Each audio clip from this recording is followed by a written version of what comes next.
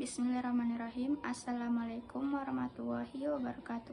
Perkenalkan, nama saya Siti Balkis S dari kelas 11 MIA 1 nomor urut 36. Pada video ini saya akan melakukan percobaan osmosis dan difusi pada sel tumbuhan. Tujuan dari percobaan ini yakni untuk mengamati peristiwa osmosis dan difusi pada kentang. Alat dan bahan yang dibutuhkan yakni pisau, kertas tisu, gelas ukur 50 ml, gelas kimia 3 buah, stopwatch, neraca, aquades, larutan gula 5%, larutan gula 30%, dan kentang. Langkah pertama, mengupas kentang menggunakan pisau. Kemudian potong kentang dengan ukuran yang sama sebanyak 3 buah. Langkah selanjutnya setelah memotong kentang, yakni menyiapkan gelas kimia yang telah diisi larutan gula 5%, larutan gula 30%, dan aquades atau air murni dengan masing-masing volume 20 hingga 30 ml. Lalu beri label A, B, dan C pada masing-masing gelas. A untuk larutan gula 5%, B untuk larutan gula 30%, dan C untuk aquades atau air murni. Dan timbang masing-masing kentang yang telah dipotong dengan menggunakan neraca. Lalu catat berat masing-masing kentang tersebut. Setelah itu, masukkan potongan kentang ke dalam secara bersamaan ke dalam gelas kimia yang telah diberi label A, B, dan C. Setelah ketiga potongan kentang dimasukkan ke dalam gelas kimia, selanjutnya biarkan kentang terendam selama 20 menit di dalam larutan. Kemudian setelah 20 menit, letakkan kentang di atas kertas tisu. Setelah potongan kentang dibiarkan selama 20 menit di dalam larutan, selanjutnya amati perubahan yang terjadi pada tekstur dan warna kentang. Kemudian timbang kembali masing-masing kentang tersebut. Lalu salin data hasil percobaan ke dalam tabel data hasil percobaan.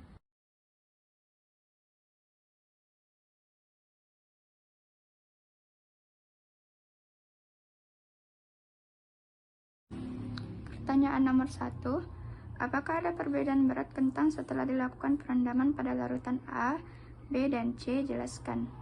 Ya, terdapat perbedaan berat kentang setelah dilakukan perendaman dengan sebelum dilakukannya perendaman. Yakni kentang pada larutan A sebelum direndam beratnya sekitar 1,4 gram. Kemudian setelah direndam berubah menjadi 1,2 gram. Lalu kentang pada larutan B sebelum perendaman beratnya 1,4 gram. Kemudian setelah direndam berubah menjadi 0,6 gram. Dan kentang pada larutan C sebelum perendaman yakni 1,4 gram dan setelah direndam berubah menjadi 1,6 gram. Kemudian pertanyaan kedua.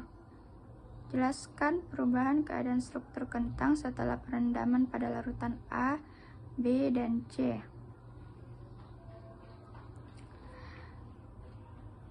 Struktur kentang pada larutan A sebelum perendaman yakni keras dan berwarna kuning.